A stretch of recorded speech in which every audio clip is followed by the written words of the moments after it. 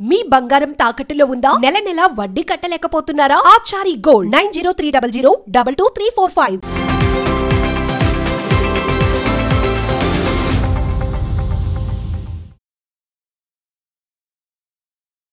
నమస్తే, welcome to Magna TV. నేను మీ అనుష. గత వారం నుంచి రోంత్ ఒక మలయాళం మూవీ అనేది చాలా ట్రెండింగ్ అవుతుంది అండ్ ఇప్పుడు అది డిజ్నీ ప్లస్ హాట్స్టార్లో కూడా ఉంది. Psychological thriller with emotional drama స్లోగా థ్రిల్లర్ జోనర్లోకి తీసుకెళ్తున్నారు. చాలా ఇంట్రెస్టింగ్ ఉన్న సినిమా అని మన ఆర్టికల్స్లో కావచ్చు. IMDb రేటింగ్ కూడా చాలా బాగుంది, along with times of India కూడా. బట్ ఈ సినిమా ఏంటి, ఇది ఎందుకు ఇంత ఇంట్రెస్టింగ్గా ఉంది? కలెక్షన్స్ కూడా చూస్తే భారీ కలెక్షన్స్ వసూలు చేశాయని చెప్తున్నారు. సో దీని గురించి డీటెయిల్గా మనకు తెలియజేయడానికి ఈరోజు మనతో పాటు స్టూడియోలో ఉన్నారు ప్రముఖ ఫిలిం అనలిస్ట్ JR మహర్షి గారు ఉన్నారు. మాట్లాడేద్దాం. సార్ నమస్తే. సార్, రోంత్ మూవీ చూసారా మీరు? ఫస్ట్ రియాక్షన్ మీకు ఎలా అనిపించింది? ఫస్ట్ దాని గురించి చదివాను నేను. ఏదో ఒకసారి కొంతమంది ఊరి అభిప్రాయం ఊరుగా ఉంటుంది. నేను కాస్త 10 నిమిషాలు స్టార్ట్ చేసిన తర్వాత 2 అవర్స్ ఇంకా నాకు తెలియకుండా అయిపోయింది. రోంత్ అంటే ఏమిటంటే మలయాళంలో పెట్రోలింగ్ అంటే గస్తీ తిరుగుతారు కదా. అంటే లైక్ పోలీస్ పెట్రోలింగ్. ఒక SI ఒక కానిస్టేబుల్ రాత్రంతా గస్తీ తిరగడము అనే దాన్ని సినిమా చేయడం అనేది నాకు భలే ఆశ్చర్యం అనిపించింది. జస్ట్ ఒక నైట్ సినిమా, అది సినిమా అంతా మ్యాక్సిమం నైటే ఉంటుంది. తెల్లవారేసరికి కథ అయిపోతుంది అంతే. అంటే స్క్రీన్ ప్లే పరంగా కథాపరంగా అది చాలా గొప్ప టెక్నిక్. అఫ్ కోర్స్ కొంత ల్యాగ్ ఉంటుంది. అంటే జనరల్గా మీకు ఒక సినిమా అనగానే ఒక హీరోయిన్ ఉండాలి, ఏదో కొంత మనకి అప్స్ అండ్ డౌన్స్ ఉంటాయి కదా సినిమాల్లో, అలా ఏముండదు ఈ సినిమా. ఒక SI ఒక కానిస్టేబుల్ కలిసి పెట్రోలింగ్ తిరుగుతూ ఉంటారు ఆ సిటీలో. తిరుగుతూ ఉన్నప్పుడు వాళ్ళకి ఏం ఎదురవుతాయి, వాళ్ళ పర్సనల్ లైఫ్ ఏంటి, వాళ్ళ పర్సనల్ ఎమోషన్స్ ఏంటి. ఒక కానిస్టేబుల్కి ఏమో కూతురికి ఆరోగ్యం బాగలేక అమ్మాయి కొంచెం ఇబ్బంది పడుతూ ఉంటుంది. ఇంట్లో అమ్మాయిని అలా వదిలేసి వస్తాడు. ఎందుకంటే డ్యూటీ, వాళ్ళ పోలీసుల డ్యూటీ ఏమిటంటే కొంచెం స్ట్రిక్ట్గా ఉంటుంది. SI ప్రాబ్లం ఏమిటంటే ఆమె భార్య కొంచెం సైకలాజికల్గా డిప్రెస్డ్. ఆమె అంటే ఇప్పుడు ఒక బిడ్డ పుట్టి చనిపోవడం వల్ల ఆమె డిప్రెస్ అయి ఉంటుంది. ఆ డిప్రెషన్లో ఉన్న భార్యని సముదాయించి ఇతను డ్యూటీకి వస్తాడు. నైట్ అంతా తెల్లవారితే క్రిస్మస్ ఏదో ఉంటుంది, తెల్లారి వరకు తిరుగుతారు. వాళ్ళకి ఏమి ఎదురైనాయి, ఒక ఇన్సిడెంట్, ఒక అమ్మాయి అబ్బాయి ఎక్కడ ఇంట్లో నుంచి లేచిపోవడం అనే ఇన్సిడెంట్తో కథ కనెక్ట్ అయ్యి ఆ ఇన్సిడెంట్ అనేక రూపాలు తీసుకొని క్లైమాక్స్కి చేరుకుంటుంది. ఇంతే సినిమా. అంటే ఒక సినిమాని రాసే దమ్ముంటే ఒక చిన్న లైన్ చాలు, దానికి పెద్ద కథ అక్కర్లే. ఒక 10-20 మంది, ఒక విలన్లు, పెద్ద అరుపులు, కేకలు, యాక్షన్ సీన్లు ఇవేం అక్కర్లే. చాలా సింపుల్గా తీశారు. 9 కోట్లతో సినిమా తీస్తే మొదటి 3 రోజులకు 5 కోట్లు వచ్చింది. అంటే జనము కొత్తగా ఏమి చెప్పినా చూస్తారు. అంటే స్టోరీలో దమ్ము ఉండాలి. అంటే వాళ్ళ ఎమోషన్స్, అంటే మనం రెగ్యులర్గా మనకు బాగా తెలుసు పోలీసులు నైట్ టైం పెట్రోలింగ్ చేస్తూ ఉంటారు. మనం ఎప్పుడైనా నైట్ సెకండ్ షోలకు వచ్చినప్పుడు ఎప్పుడైనా, అంటే మనం హైదరాబాద్ సిటీలో తక్కువే అనుకోండి, డ్రంక్ అండ్ డ్రైవ్ పెడతారు. కానీ మామూలుగా పని కట్టుకొని ఆపి మీరెవరు ఏమిటి అని అడగరు. ఎందుకంటే ఇక్కడ నైట్ డ్యూటీ చేసేవాళ్ళు అనేక మంది ఉంటారు. మామూలు చిన్న ఊర్లలో అయితే రాత్రి 12 దాటిన తర్వాత ఎవరైనా బయట కనిపిస్తే వాళ్ళు పోలీస్ పెట్రోలింగ్ వాళ్ళు అడుగుతారు, మీరు ఎవరు, ఏంటి, ఎందుకు పోతున్నారు, ఎక్కడికి పోతున్నారు అని అడుగుతారు. ఇలాంటి ఒక చిన్న టౌన్కి సంబంధించిన కథ అది. అతనికి పర్సనల్గా ఆ పిల్ల జ్వరం వచ్చి ఉండడము, ఇతనికి పర్సనల్గా ఏవో కొంత ఎమోషనల్ సమస్యలు ఉండడము. ఈ మధ్యలో ఆ అమ్మాయి అబ్బాయి వెళ్ళిపోయినారని వచ్చిన కంప్లైంట్కి వీళ్ళు ఎలా రెస్పాండ్ అయ్యారు, ఎక్కడికి వెళ్ళిపోయింది అమ్మాయిని అబ్బాయిని ఎలా ట్రేస్ అవుట్ చేశారు తెల్లారేసరికి, ఆ మధ్యలో జరిగిన ఇన్సిడెంట్స్ ఏమిటి, ఇవి ఎంత అద్భుతంగా తీశారంటే అంత అద్భుతంగా తీశారు.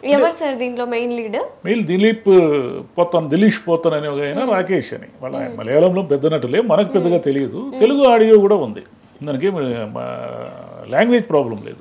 తెలుగు ఆడియో ఉంది, డిస్నీ హాట్స్టార్లో ఉంది. 2 గంటల 5 నిమిషాలు ఎంతో ఉంది సినిమా. కానీ ఆ సినిమాని తీసిన విధానం మాత్రం అద్భుతం. మళ్ళీ ఏం పెద్ద ఫైట్లు ఉండవు, పాటలు ఉండవు, ఏముండవు. సక్సెస్ అవుతాయి. మన వాళ్ళు ఆ ప్రయోగం చేయరు కదా. మనం ఒక మూస పద్ధతికి అలవాటు పడినాం. మనది ఏమిటంటే మనకి ఏదో ఒక హీరో ఎలివేషన్ ఉండాలి, విలన్ ఇంట్రో ఉండాలి, హీరోయిన్ లవ్ ట్రాక్ ఉండాలి, మధ్యలో 2 పిచ్చి పాటలు ఉండాలి, ఈ సెంటిమెంట్ ఉండాలి. ఇదంతా నానా నసంతా ఉంటుంది మనకు. దాంట్లో ఏమిటంటే ఒక భార్యని కొడుతున్న భర్తను ఎలా ట్యాకిల్ చేశారు, కంప్లైంట్స్ వాళ్ళకి వైర్లెస్లో కంప్లైంట్లు వస్తూ ఉంటాయి. ఈ కేసు ఒక చోట ఒక ఆవిడ డిప్రెషన్తో ఎలా చనిపోయింది, ఉరి వేసుకొని చనిపోయిన అమ్మాయిని వీళ్ళు ఎలా పోలీసులు ట్యాకిల్ తీసుకెళ్లారు, డెడ్ బాడీని తీసుకెళ్లారు. ఇంకొక చోట ఇంకొక సన్నివేశం, ఒక పిచ్చివాడు, ఒక భార్యను పోగొట్టుకున్న ఒక పిచ్చివాడు తన కొడుకును ఎవరైనా ఎత్తుకుపోతారేమోనని ఒక టబ్బు కింద దాచిపెడతాడు. ఆ పిల్లవాడు ఏడుస్తూ ఉంటాడు, పక్కింటి వాళ్ళు ఫిర్యాదు చేస్తే పోలీసులు వెళ్తారు. వాడేమో పిచ్చోడు, వాడు కత్తితో దాడి చేస్తాడు. అంటే వాడికి ఏమిటంటే నా కొడుకుని ఎత్తుకుపోవడానికి వచ్చారు నా బిడ్డని అనే ఫీలింగ్ వాడికి. వీళ్ళేమో పోలీసులు దాన్ని ట్యాకిల్ చేయాలి, ఆ పిల్లవాడిని కాపాడాలి, లేదంటే ఆ పిల్లవాడు చచ్చిపోతాడు దాని కింద. కాబట్టి వీళ్ళు ఎలా తెగించి ఆ పిల్లవాడిని కాపాడారు. ఈ మొత్తం నైట్ అంతా వాళ్ళ డిప్రెషన్స్ ఏంటి, వాళ్ళ ఇబ్బందులు ఏమిటి, వాళ్ళ చిన్న చిన్న ఎమోషన్స్ ఏమిటి. ఎక్కడో ఒక మామిడి చెట్టు నుంచి పళ్ళు రాలిపోతే ఆ ఎస్ఐ ఆ పళ్ళు తీయగా ఉంటాయని తన భార్యకి ఇష్టమని ఆ పళ్ళు ఏరుకొనిపోయి ఆ రాత్రి ఇంటికి తీసిపోయి ఆమెకి ఇస్తాడు. అంటే ఎంత ఇదిగా ఎమోషన్ అనమాట. అంటే అమ్మాయికి ప్రాబ్లము, అమ్మాయికి ఏమిటంటే బిడ్డ పుట్టి చనిపోయిన తర్వాత ఇతను వేరే ఏవైనా అమ్మాయిలతో ఏదైనా అఫైర్ పెట్టుకున్నాడేమో అని అనుమానంతో ఆ అమ్మాయి సైకిక్ అయిపోయింది. ఇతను ఆ అమ్మాయిని సముదాయించి అమ్మాయిని భద్రంగా పెట్టి ఇతను డ్యూటీకి వస్తాడు. అంటే పోలీసుల జీవితంలో మనకు మామూలుగా పోలీసులు కఠినంగాను, క్రూరంగాను, లేదా లంచగొండులుగాను ఇట్లా కనిపిస్తూ ఉంటారు కదా.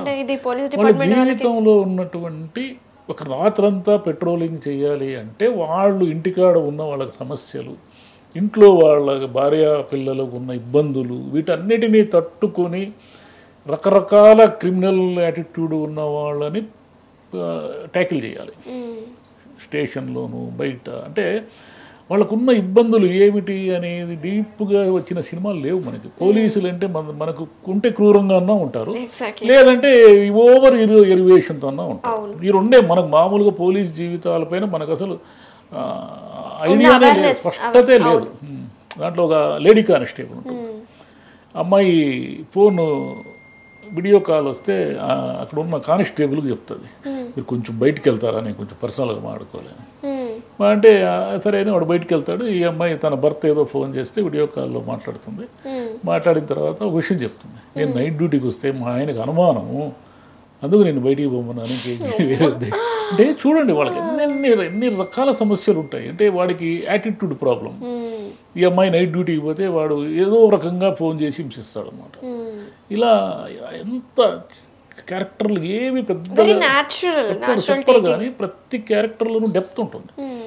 వాళ్ళు మలయాళం వాళ్ళు ఆ స్క్రిప్ట్ రైటింగే వాళ్ళది ప్రత్యేకంగా రాసుకుంటారు వాళ్ళు. మనం ఇంకా ఈ రొడ్డకొట్టుడు సినిమాల నుంచి మనం బయటికి పోలేక మనము ప్రేక్షకులకు అలవాటు చేయలేని దుస్థితిలో ఉన్నాం మనం. అంటే మనము we are following the template sir, like producers కావచ్చు, డైరెక్ట్ కావచ్చు, ఆ టెంప్లెట్ ఎందుకు ఫాలో? టెంప్లెట్ ఇప్పుడు దీనికి కూడా డబ్బులు వచ్చాయి కదా, దీంట్లో ఏం టెంప్లెట్ ఉంది?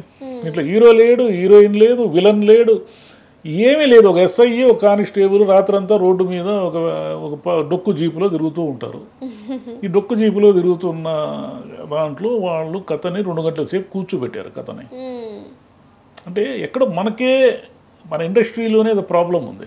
మనము ఆ సినిమాని అలా అంటే పెద్ద నటులు కూడా చిన్న సినిమాల్లో నటిస్తారు.